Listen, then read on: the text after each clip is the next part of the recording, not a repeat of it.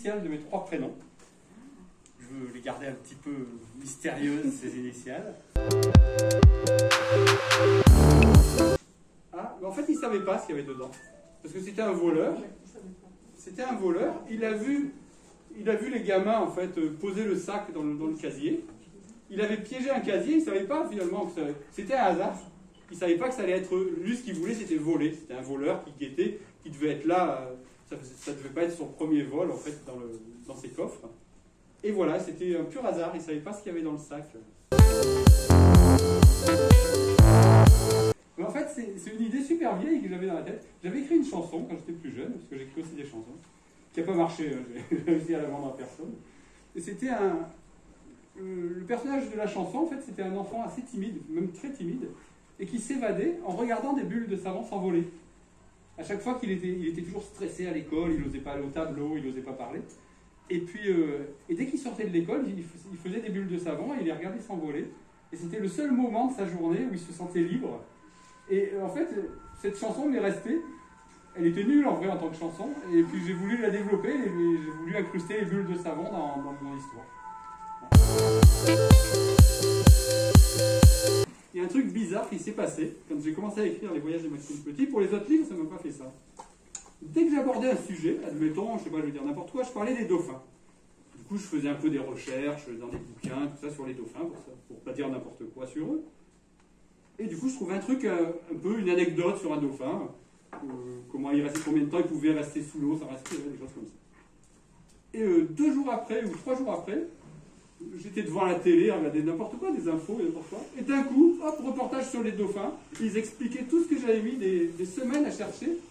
Et il expliquait en 5 minutes, ou dans un jeu télé, d'un coup il disait « Ah oui, mais savez-vous combien de temps on reste les dauphins sous l'eau ?» Et dès que j'ai abordé un sujet, quel qu'il soit, 2-3 jours après je l'ai noté, hein, pour lui montrer, pour qu'elle me croie. Et finalement, elle s'en est aperçue aussi. J'ouvrais un journal et en gros, il y avait un titre, c'était le titre d'un truc dont j'avais parlé il y a une semaine ou 10 jours. Et ça n'a pas arrêté de me suivre, et ça continue de me suivre. Un vrai personnage. Alors, c'est pas moi qui ai choisi la couverture. On a eu des grandes discussions. C'est pas moi qui ai choisi la couverture. Mais ce sont des vrais personnages qui existent en vrai. Après, on ne sait pas qui c'est. Si ça se trouve, ils sont Maxime est espagnol. Si ça se trouve, Jacob est américain. On ne sait pas. C'est des modèles, en fait, qui sont dans des banques de données. C'est un peu comme des acteurs, si tu préfères. Mais si ça se trouve, maintenant, ils ont 30 ans, on ne sait pas. Je ne sais pas de quand datent ces photos. Mais c'est des vrais personnages.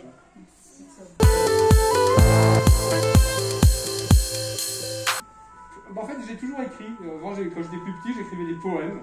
J'écrivais des histoires. Parce que j'étais un peu comme Maxime. J'étais très timide, je n'osais pas parler. Maintenant, ça m'a un peu passé en vieillissant. Je me force souvent. Là, par exemple, je me force. Non, c'est pas vrai. Là, je suis Et du coup, j'écrivais. Parce que j'osais raconter des histoires à personne, j'avais envie de raconter des histoires, mais j'osais pas. Je devenais tout rouge, je m'étais à transpirer, j'avais la tremblote. Et du coup, j'écrivais. J'ai toujours écrit. Mais pas des livres, hein, j'écrivais tout ce qui me passait par la tête. Là, je vis de la musique, je suis musicien, en dehors d'être écrivain, parce que ça ne rapporte pas assez d'argent. Pour l'instant. Et du coup, voilà, je suis musicien pour gagner ma vie. Et je travaille aussi pour la télévision et le cinéma. Je fais plein de choses. Je travaille en post-production. Ça, c'est le travail qu'on fait après le tournage. Moi, par exemple, je fais du relevé de texte pour les sous-titres à l'étranger. Voilà, c'est ce que je fais, ça c'est pour la télévision. Et puis je fais aussi de la figuration, des petits rôles des fois.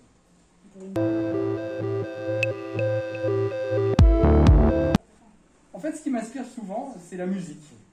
La musicalité, c'est ce qui sonne à l'oreille. Quand on prononçait Maxime Petit, je trouvais que ça sonnait bien à l'oreille. J'ai essayé plein d'autres noms, plein d'autres formules.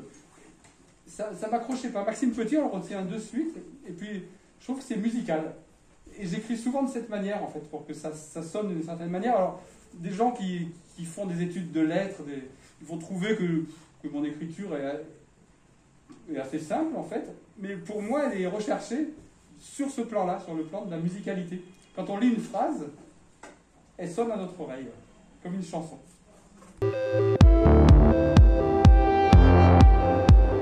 En fait, c'était pas...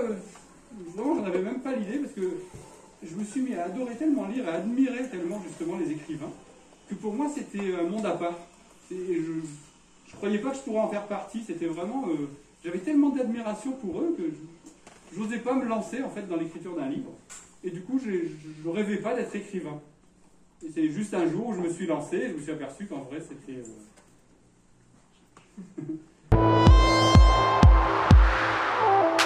Alors, je vais te donner un des premiers livres que j'ai lus.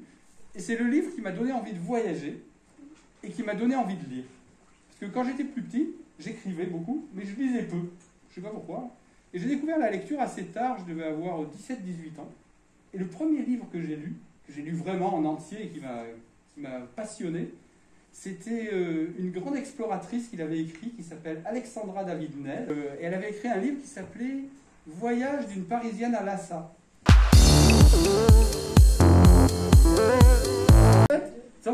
J'ai pas mis de fin. Tant qu'il y aura des lecteurs, ça sera une série. Comme Plus belle la vie qui dure depuis 15 ans. Si ça se trouve, dans 30 ans, Maxime Beauté n'existera toujours.